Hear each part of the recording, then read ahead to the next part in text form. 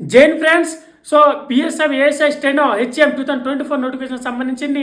So ఈరోజు మన video ఏంటంటే టైపింగ్ టెస్ట్ అండి. సో టైపింగ్ టెస్ట్ గురించి నేను ఫుల్ వీడియో చేయడం జరిగింది.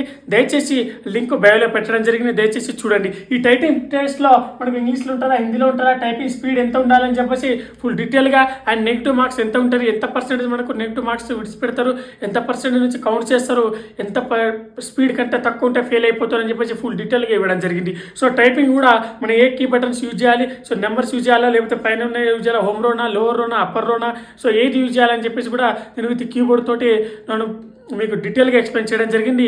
వీడియో లింక్ బయోలో పెట్టడం జరిగింది.